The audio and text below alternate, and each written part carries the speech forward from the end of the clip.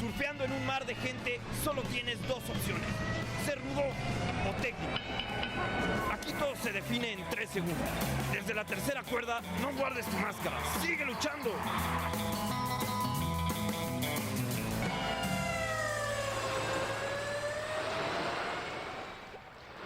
El día de hoy, desde la tercera cuerda, tenemos invitado a un artista gráfico conocido por su gráfica popular denominada picante, o también en algún momento se le ha dicho que tiene una técnica cochinosa. Así que sin más le doy la más cordial bienvenida a Chema Scandal. ¿Cómo estás, Chema? Hola, buenas noches. Estamos bien, muy bien por acá, aunque todavía en la pandemia. Esperando que todos se encuentren bien y que se estén cuidando mucho. Pues quisiera arrancar preguntándote justo cuál es tu primer acercamiento con la lucha libre.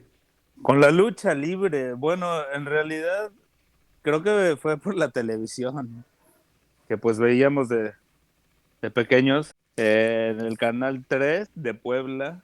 Yo soy de la Ciudad de México, pero crecí en Puebla. Había cine de lucha en los fines de semana, pero también el sábado en la noche proyectaban las luchas que eran en vivo, ¿no? O bueno, en realidad se me hace que eran grabadas, pero digo, eran la lucha libre en esa época. Se me hace que un poquito antes de que entrara la AAA y todo esto. Pero bueno, eso es así como lo más directo, pero siempre en el universo en el que uno ve las revistas o que vas al peluquero y están los cuentos, los cómics y todo eso, ¿no? Pues sí, hasta estos días estamos expuestos a la cultura del lucha.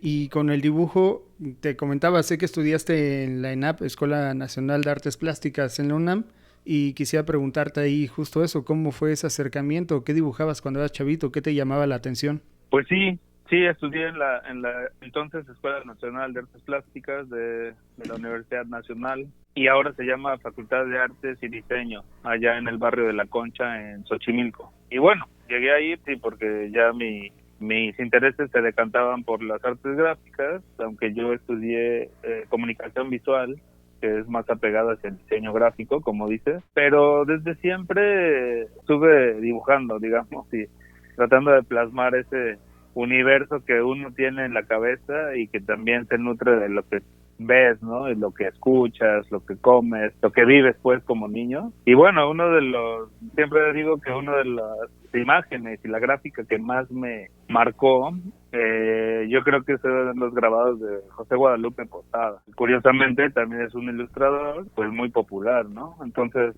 creo que mi papá tenía algún libro, se me hace que de economía, del Fondo de Cultura Económica, y tenía estos grabados, como ilustrando capítulos o algunas páginas, ¿no? Entonces, recuerdo eso, y bueno, también obviamente las enciclopedias para niños, que tenían muchas imágenes de la naturaleza, de biología, de animales. Y bueno, la que teníamos era una traducción, creo que era Salvat, y entonces era una traducción española y argentina, pero de una enciclopedia de Inglaterra, ¿no? Entre esas dos, creo que se formó mucho mi atención gráfica. Con el paso del tiempo, pues fue incrementando y fui nutriéndome de muchas cosas. Estas imágenes que te llegaban y que seguramente te atraparon en algún momento.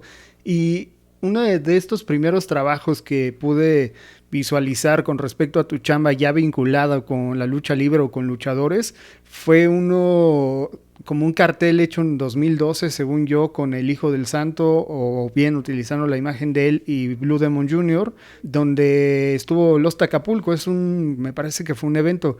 ¿Es así? ¿Este es como, digamos, uno de tus primeros vínculos entre la gráfica y la lucha libre? No, ese, no recuerdo, es 2012, es una serigrafía. Sí. Bueno, ese fue un evento que se realizó acá en Chicago. Y en ese entonces había un cine que se llama, bueno, un teatro, pero antes de eso fue un cine, se llama Congress Theater, o ahí Congress, y ahí vinieron a tocar ellos. Ustedes los conozco sobre todo al reverendo, ¿no? Pues de allá de la Ciudad de México, del centro de España y de Los Acapulco y del surf y todo esto. Entonces quedamos, y bueno, también conozco a Esteban, que no sé si ahora sigan tocando, pero en ese entonces pues ya me dijeron, ven a visitarnos acá al evento, y le dije, ¿por qué no hacemos un póster, ¿no? Ahí, conmemorativo de que venían y tocaban, aparte de que estaba el Hijo del Santo también luchando, y bueno, era rock y luchas, ¿no? Algo que a lo mejor es como más común allá en México, pero pues aquí cada vez que viene alguien, y obviamente con el nombre de ellos, pues sí jala mucha gente. Entonces, pues sí, ese print que hicimos para el evento fue uno que también me lo pidió el organizador, que lo conozco, ¿no? Una persona que se dedica a hacer shows de rock. Pero no, en realidad ya había hecho algunas cosas desde la carrera, y se me hace que un poco antes también. Estoy hablando del 2003 al 2007 por ahí, y en realidad, bueno, la otra vez estaba revisando una libreta de bocetos y tengo cosas desde antes.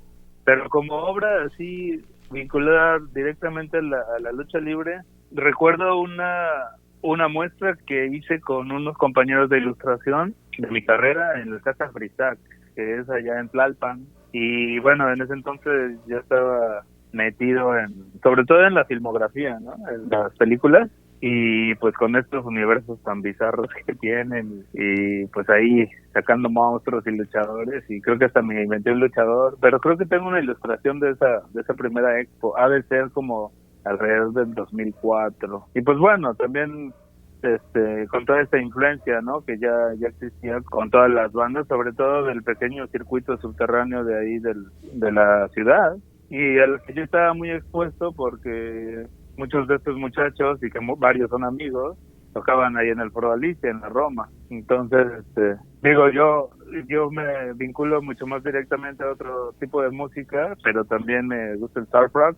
La cosa es que cuando vas, por ejemplo, a hacer, o vas a un evento de otra cosa que no sea surf, el viernes, tú ves el cartel y decías, digo, aparte de que está bien padre el cartel, está bien padre pues las bandas, ¿no? Que venían, y pues por eso es que había una como retroalimentación de este género. Y bueno, pues por ahí va la creación también de gráfica ligada a la lucha, pero pues yo creo que digo, en México esto estamos expuestos a ello desde muchísimo antes, ¿no? Yo creo que no lo piensas así de niño, pero ya estás viendo el cartel grande, y sobre todo antes, que los pegaban en el mercado y que eran gigantes, porque si ya bien el pliego del papel era grande, realizaba un cartel con 4 pliegos, entonces tenías carteles más grandes que tú, o sea, que el tamaño humano. Entonces era así como muy impactante. Eso lo recuerdo mucho. Veía allí algunos datos que decía que comenzaste tu carrera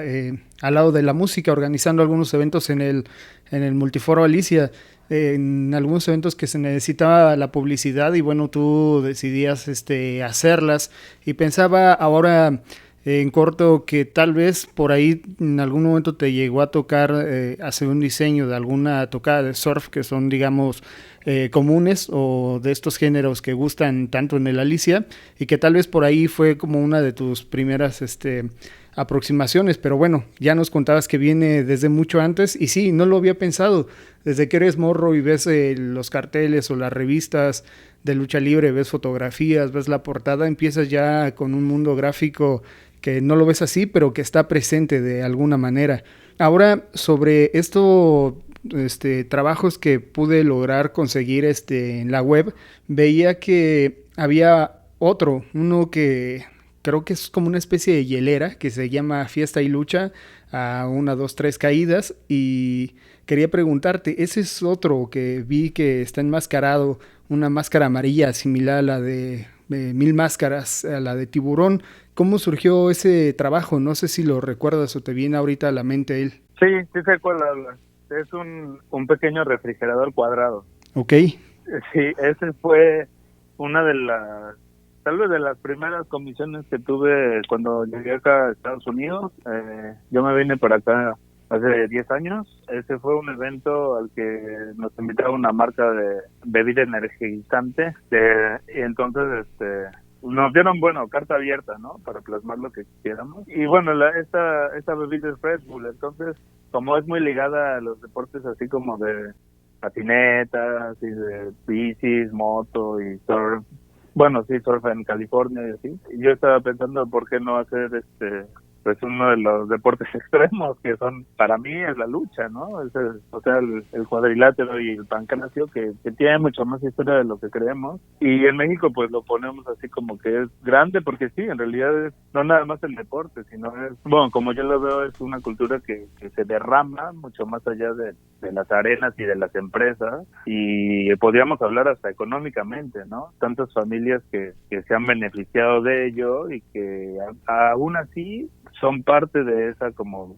gran familia de la lucha, ¿no? Bueno, yo dije, voy a hacer unas enmascaradas. Y en realidad podríamos también hablar de máscaras, y ahorita si quieres andamos ahí, pero el universo de la máscara es algo riquísimo, no nada más como cultura visual y como gráfica, sino si quieres podrías hasta abordarlo hasta de un punto etnológico y a lo mejor hasta psicológico, ¿no? Porque me remonta, por ejemplo, a los escritos que tenía Octavio Paz de cómo en México usamos las máscaras no nada más para ocultarnos un poco.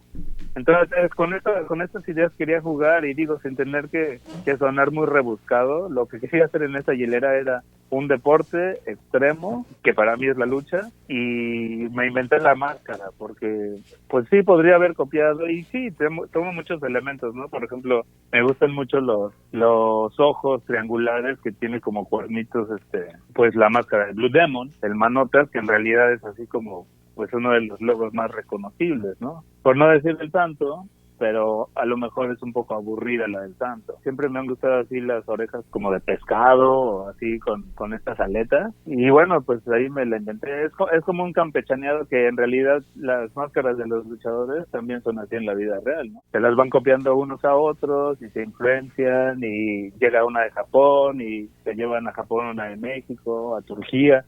Entonces es como un poco también tomar elementos prestados, y bueno, así es como salió eso. Lo de 1, 2, 3 se me hace que era por las caídas, no recuerdo bien, y lo de fiesta y lucha, pues obviamente pues tiene que ver con la fiesta de este evento, porque se iba a hacer una recepción con artistas, y se iba a regalar, ¿no?, bebidas y también su producto, y recuerdo que era en un lugar así como muy grande, y así como que iba a ser una fiesta para todos, ¿no? Muy, muy esperada, digamos, por los artistas.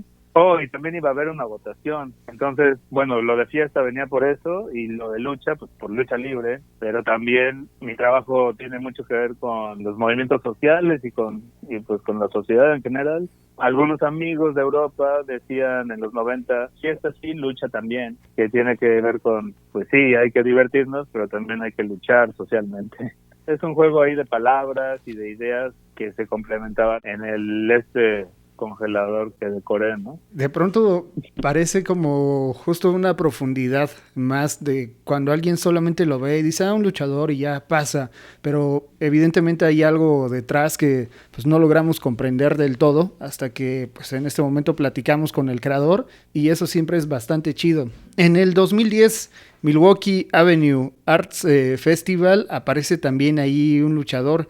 Este es un mural. ¿Fue para un circuito de arte Sí, ya sé de cuál habla. De hecho, alguna vez posteé una foto con mi sobrino, ¿no? Uh-huh. Estoy con un niñito, sí, que bueno, ahora ya es un preadolescente. Sí, es una avenida pues importante aquí en la ciudad, y curiosamente no es muy lejos de mi casa, entonces también fue un proyecto al que me invitó una persona que, bueno, que ya no vive, el organizador.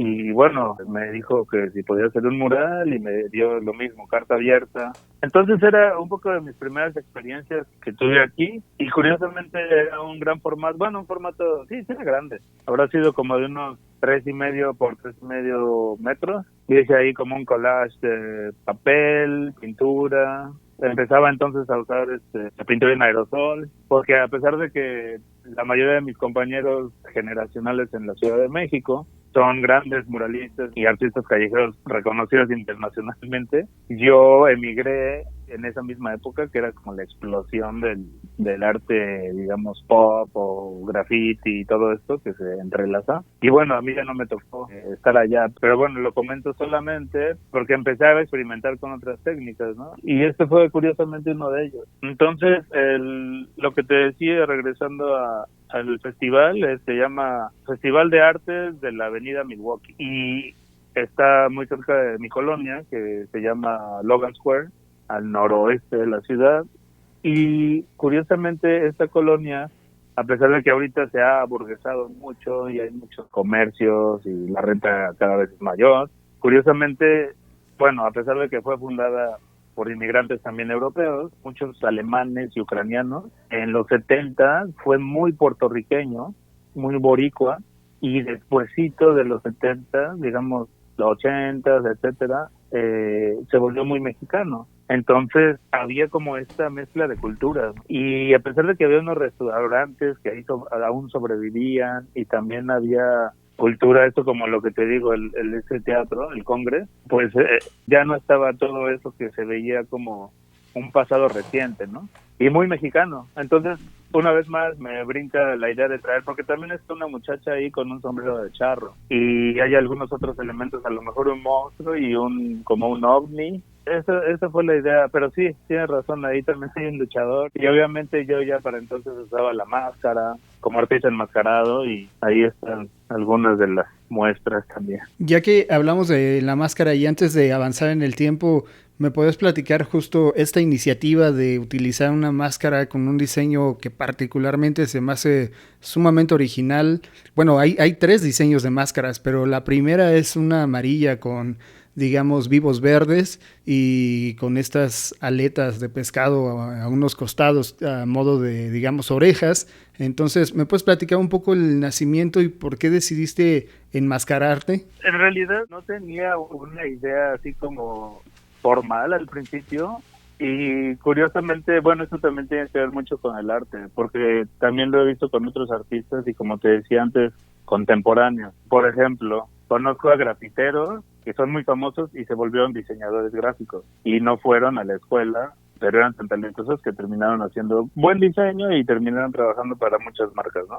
Sin querer decir que ese es el éxito, pero digamos, tuvieron una proyección muy grande. Y por el otro lado, conozco diseñadores que fueron a la escuela, hicieron 5 años, bla, bla, bla, y querían hacer graffiti, y terminaron haciendo graffiti, algunos ilegal, así en la calle, ¿no? Entonces, nada más lo menciono porque también durante ese proceso veo que muchos empiezan a hacer, digamos, calaveras y luchadores. Y con el tiempo les preguntan, bueno, tu arte es muy folclórico o popular, pero ¿qué significa? Y entonces tú como artista te tienes que justificar, ¿no? Tienes que decir, pues es que la muerte, no sé, la lucha. Pero en realidad muchos empezamos, o al menos yo lo veo así, y te voy a hablar de mi caso propio, como un poco como jugando con este universo que tenías, y que también vas creando tú mismo, porque en ese momento, como te decía antes,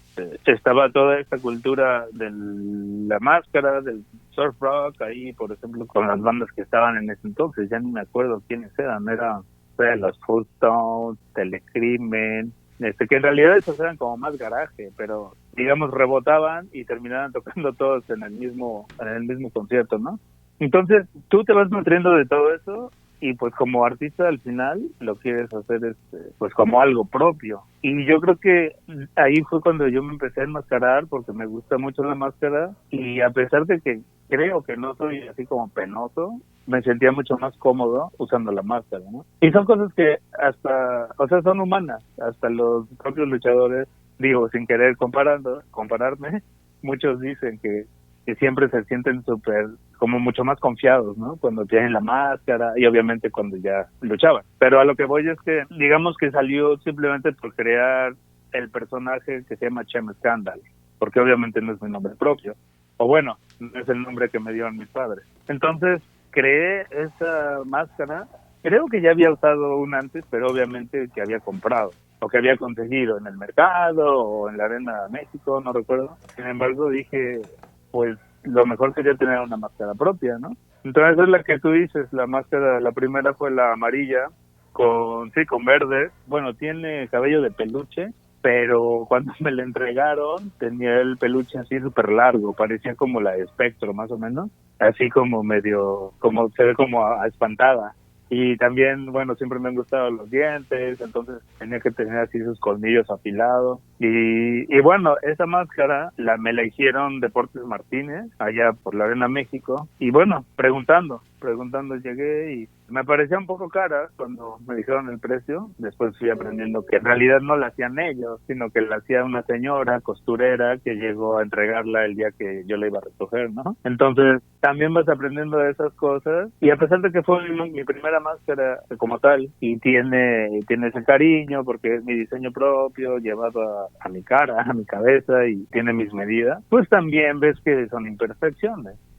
El material no es el mejor, es una licra y digamos que pues de ahí ya fui aprendiendo un poco más, y pues ya después conocí a algunos mascareros que pues sí son mucho más refinados y pues que tienen todo el aval de la historia, ¿no? Porque algunos son mascareros que le trabajan que le trabajaron a grandes luchadores. Entonces pues bueno, ya después estoy haciendo otras y sí, hasta ahorita tengo 4 máscaras de lucha, 3 son propias y una fue un regalo de otro artista, un grabador, profesor de la UNAM, que también se enmascara, y a lo mejor lo conoces, Clandestino, es el maestro Alejandro Pérez Cruz, y bueno, también él le gustó mucho el universo de la máscara, entonces esa me la obsequió él, pero ese se me hace que es una máscara de los Bucio, y bueno, pues así es la historia de esa primera máscara. Ya avanzaremos yo conocí a 3, sí vi una que tienes ahí justo con el maestro Clandestino, con quien ya también platicamos acá y le mandamos un saludo,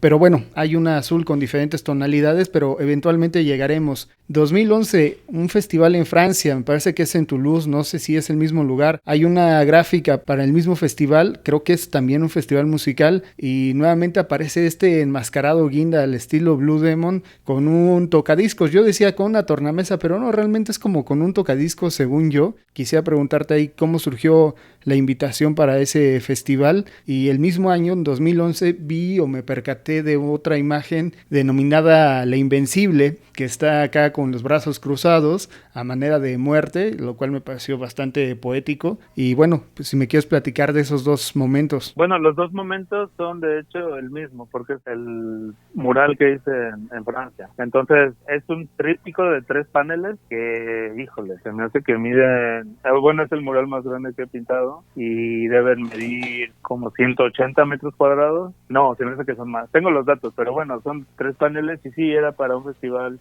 musical en la ciudad de Toulouse, al sur de Francia. Eso fue una invitación curiosa, como muchas cosas de la vida. Tal vez te acuerdes que en aquellos años, por cierto, últimamente revivido por el caso de Florence Cassé y este muchacho Vallarta, que fueron exhibidos y torturados en vivo por Carlos Loret. Y bueno, si no recuerdan lo que estoy hablando, es la muchacha francesa que dijeron que era secuestradora. Entonces, ahí hubo un problema diplomático que ahora lo estamos viendo, y en esa época también se vivió, en el que el gobierno de Felipe Calderón se metió en problemas por meter a una francesa sin el debido proceso a la cárcel. Entonces, después de que sale ella, que no recuerdo cuántos meses o tiempo después fue, se congelaron hasta cierto punto las relaciones Francia-México. Y este festival es un festival que se hace, haz de cuenta que es la Alameda Central de Toulouse, pero lo curioso de ahí es que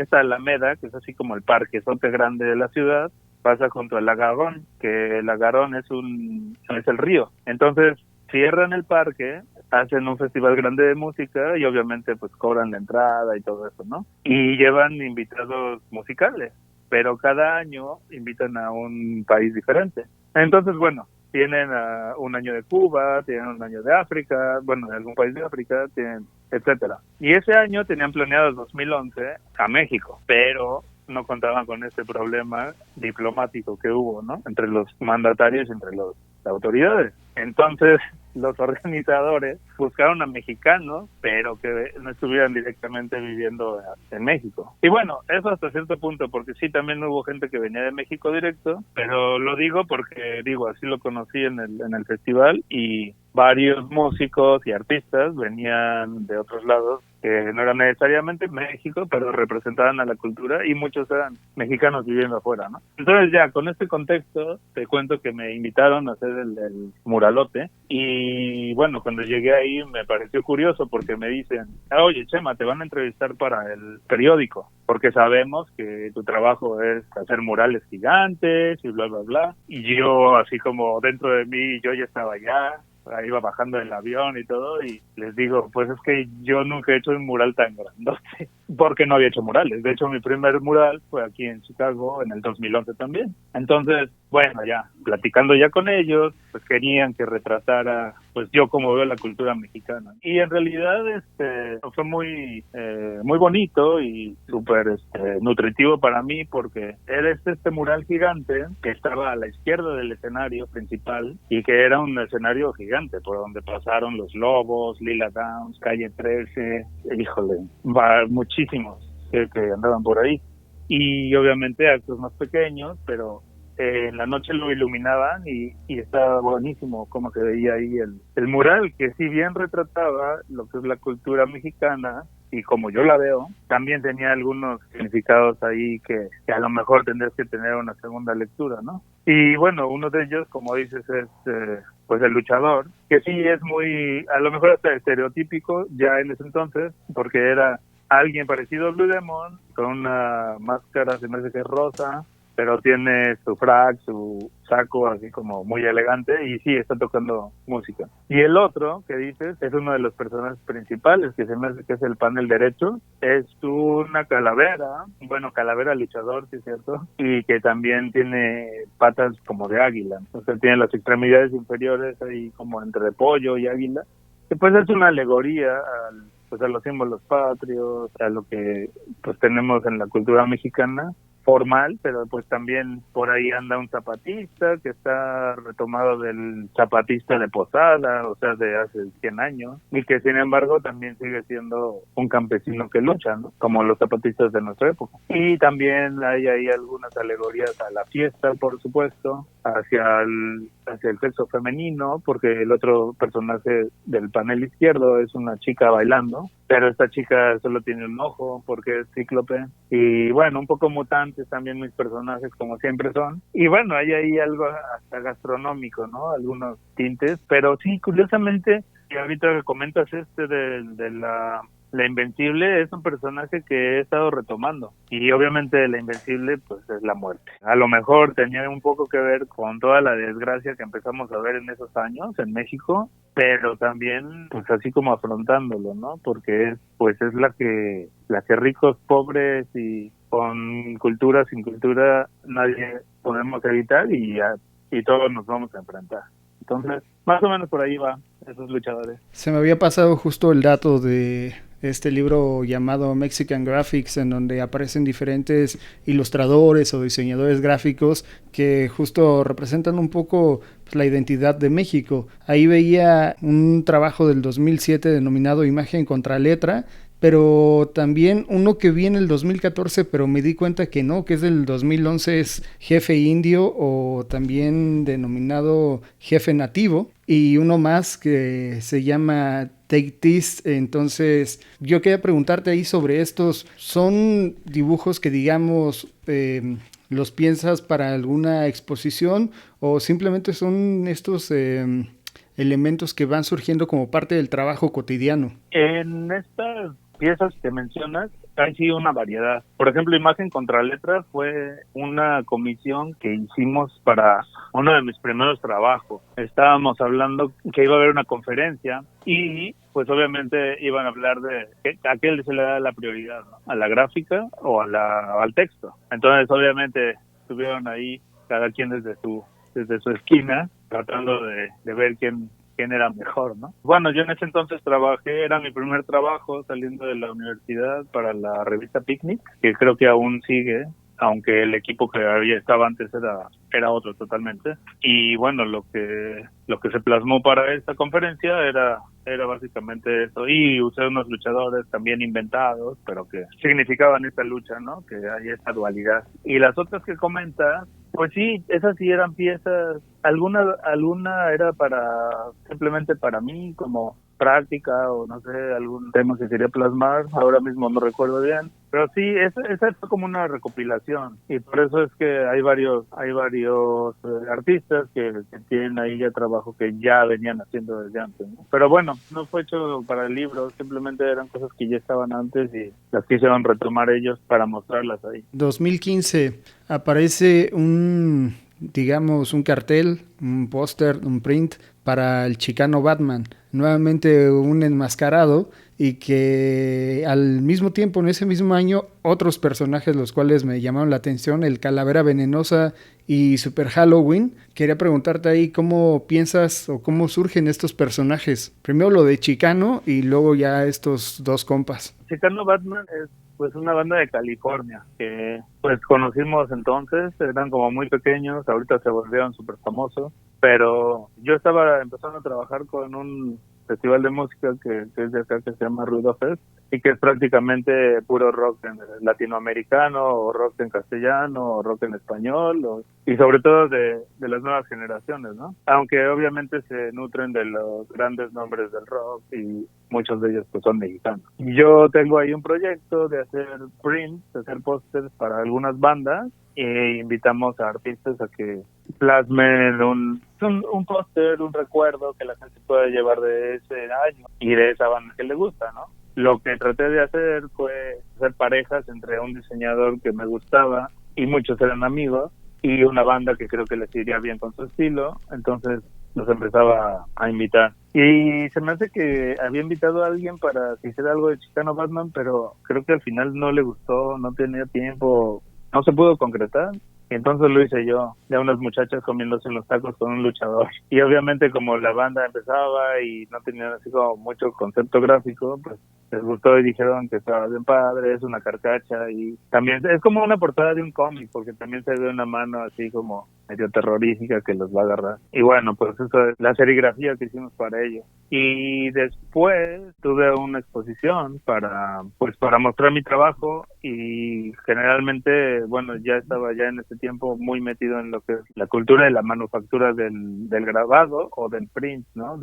En este caso de serigrafía. Entonces tenía un show que tenía que ver, una exposición, perdón, que tenía mucho que ver con esta dualidad que se llamaba Visit Mágico, y que tenía que ver con la campaña de turismo que en ese entonces se llamaba Visit México. Y bueno, yo soy alguien que me torturo leyendo política y noticias de México, porque desde adolescente me ha gustado mucho leer eso, y sobre todo estar como enterado, ¿no? Entonces digo me torturo porque no es placentero conocer la política de nuestras sociedades. De hecho, es a veces muy fuerte, ¿no? Pero este show tenía que ver con eso, con esta campaña que decían visita México, vengan todo el turismo que puedan, y sin embargo en México estaban rodando cabezas. Y a pesar de que eso tampoco es todo el país, pues sí es algo que empezó a pesar mucho para mí, estando a la distancia. Entonces el show, dije, o sea, México no es todo malo,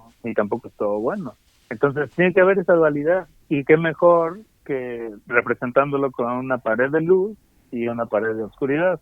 Entonces la exposición era así, una pared estaba negra y del otro lado era todo alegría y colores. Y obviamente pues también los luchadores estaban en esta lucha, bueno, sí, en esta pelea, en esta batalla, que es pues la significación, ¿no?, del cuadrilátero, ¿no? Los rudos contra los técnicos, y pues ya cada quien percibirá quiénes son los buenos y quiénes son los malos, y de qué equipo estás, de qué lado se inclina tu balanza y tus valores. Entonces también había un juego, obviamente, con las culturas que aquí tenemos, ¿no?, que ya son híbridos, que de por sí son híbridos. Aquí yo creo que encuentro la condición de migrante, que si bien a lo mejor se ve como un estereotipo, se ve demasiado anquilosada desde fuera, aquí lo llegas a vivir, porque irremediablemente pues te vuelves un inmigrante. Y yo siendo así chilango, viniéndome para acá, nunca he vivido en otro país y llegando así, pues choqué con muchas cosas, ¿no? Para empezar, pues la realidad pues, del dinero y del idioma, ¿no?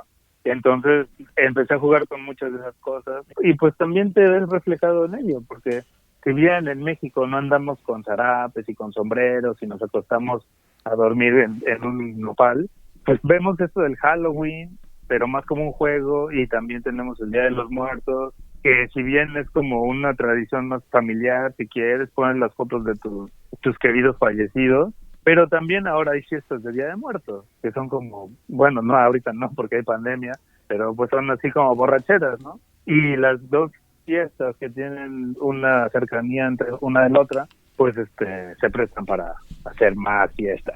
Entonces, por eso le puse Super Halloween. ¿Contra quién decías? Es Super Halloween contra Calavera Venenosa. Calavera Venenosa. Sí, bueno, pues eso.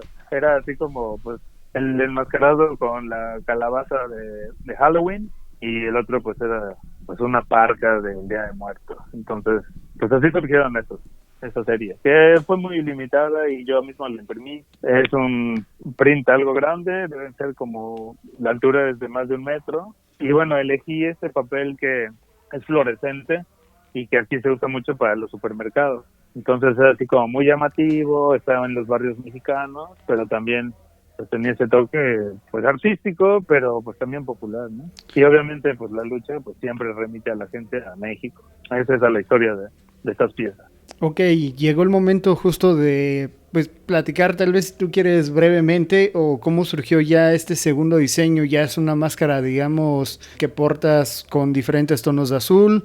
Hay algunas cosas que aún se preservan, como tal vez la sonrisa, la lengua de fuera, un poco los ojos, pero ya la estética es diferente. Tal vez yo la percibo más sombría a la que en un inicio conocía a Chema Scandal. Ok, bueno, para hablar y para contar la historia de esa máscara, me estaba acordando hace un par de días que cómo llegué a ello, ¿no? En una de mis visitas que pude hacer a la ciudad ya tiempo después, fui a la Arena, México, me fui con unos amigos, fui con mi esposa, y bueno, pues dentro de todas las chácharas y chucherías que se venden afuera de la arena, había este puesto muy particular que no nada más tenía las máscaras y pues ya sabes, ¿no? Como los regalos y los souvenirs más conocidos.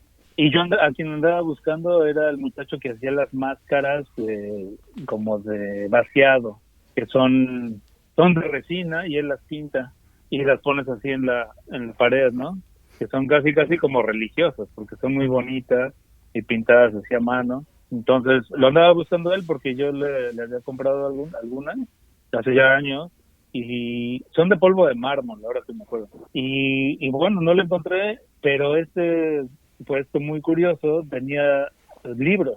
Y bueno, tenía el libro de Quiero ver sangre.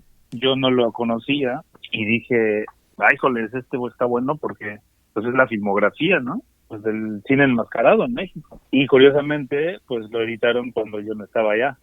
Bueno, obviamente la cultura sigue, y este es un trabajo de un investigador y creo que está editado por la UNAM. Entonces, me gustó mucho el libro, pero se me hace que me vieron turista o no sé, y me dijeron que costaba, no me acuerdo en ese tiempo, me dijeron como 1,500 o algo así, y me dice, es que ya es la primera edición y ya no existe, o sea, ya se acabó y ya la sacaron del mercado, bla, bla, bla. Y tenían como unos 3 años, ¿no? De que había salido. Se me hace que es como el 2010 o algo así. No sé si conozcas el libro, pero está muy bueno. Tiene cromos de, bueno, los carteles del cine, también trae los años, obviamente los actores, actrices, directores y algunos extractos ahí de las películas. Y bueno, me quedé así como, está buenísimo este libro, aparte de que es muy grande y está pesado. Sí, lo Entonces, acabo de sacar acá del librero nada más para confirmar la fecha. Septiembre del 2011, la primera edición. Fíjate. Porque luego hubo una segunda edición ya remasterizado con más películas y documentales. Me lo imaginaba. Quieren que compremos el nuevo también. Sí. Bueno, fíjate, hace 10 años lo hicieron. Exacto. Entonces, bueno, me quedé platicando con este muchacho y obviamente yo no llevaba el dinero para comprárselo y ya sabía que me estaba encajando el colmillo. pero me cayó muy chido, nos quedamos platicando de otras cosas y entonces le digo, oye, por cierto, ¿tú sabrás quién me hace una máscara? No, no es cierto, no fue así luego, sino que después le dije, bueno, ahorita vengo, fui a platicar con los otros puesteros y ahí se les preguntaba, oye, señor, ¿me puede hacer una máscara? Y se quedaron así como, pues no, así como, ¿usted eres luchador? Ok, pues no creo por mi cuerpo, por mi complexión física que pueda parecer luchador siquiera, ¿no? Pero me decían, no, pues ¿por qué quieres una máscara? Y eso es el mejor de los casos. Lo que siempre la mayoría me decían es, no sabemos, o ya las compramos hechas. Y bueno, son estas como de esponjas que son pues, más baratitas. Pero me quedé en algunas y vi la manufactura que estaba un poco mejor, pero no me querían decir. Entonces regresé con este muchacho que tenía el libro y otra parafernalia, tenía algunas figuras, me acuerdo como de muy bien hechas, así muñecos pequeños, pero los tenía así como en vidrio. Y a lo mejor conoces de quién te estoy hablando, pero la verdad yo no me acuerdo. Y bueno, su puesto era diferente y estaba pegado a la arena, en la pared de la arena. Entonces dije, pues a este cuate le voy a preguntar, ¿no? Entonces empezamos a charlar, creo que me quedé más tiempo ahí que en las luchas. Y bueno, resulta que su hermano tocaba en una banda de surf y bla, bla, bla, y entonces teníamos amigos en común, y entonces le pregunté, oye, ¿quién me puede hacer una máscara? Pero bueno, ya le conté la historia de lo que había hecho antes, y me dijo, no, pues es que ese cuate es bien carero, y no las hacen ellos, y bueno, eso ya lo había comprobado. Pero entonces empezamos a platicar de mascareros de la ciudad, y me dice, pues, acá están los hermanos al oriente de la ciudad, o está este señor por Ecatepec, por Cuautitlán, pero la verdad, el mejor es Mr. Rolly. Y yo así de, órale, Mr. Rolly. Y me dice, pero ese corte te cobra lo que vale. Y bueno, pues pensé en eso mismo, ¿no? O sea, y me están diciendo, vete con este que es mejor, pero si quieres ir con ese, es así como, para empezar es un relajo encontrarlo, pero también puedes, cuando llegues a hablar con él, sabe que te va a cobrar muy bien su chamba. Y bueno, pues así llegué allá, ¿no? Con el señor Miguel. Y bueno, no solamente pues conocí a un excelente mascarero, sino para mí es una persona muy muy buena onda.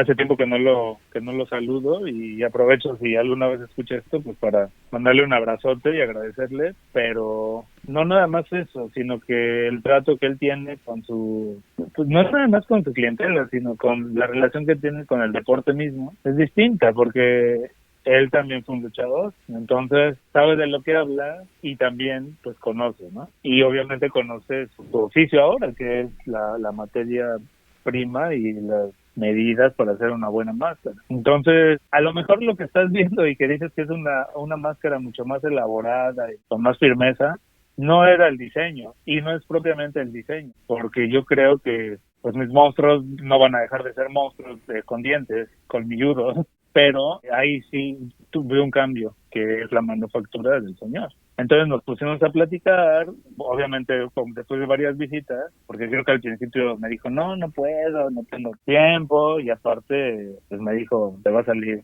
carita. Y carita te estoy diciendo, no recuerdo en aquel tiempo, pero pues habrá sido un par de $1,000 de pesos, no sé, como 2,000 cachos. Sin embargo, pues sí valía mucho el trabajo. Y aparte de eso, me enseñó su catálogo no nada más de lo que había hecho, sino de lo que él tenía desde antes como revistas y en dónde salió. Y bueno, obviamente ya después me dijo para quién le estaba haciendo máscaras y pues dije, ay güey, pues este coche es buenísimo. Digo, más bien ahí ya fue la comprobación, ¿no? Porque después de todas esas visitas y conocer al señor, pues ya sabía que era alguien bien chido y aparte bien sincero y bien abierto.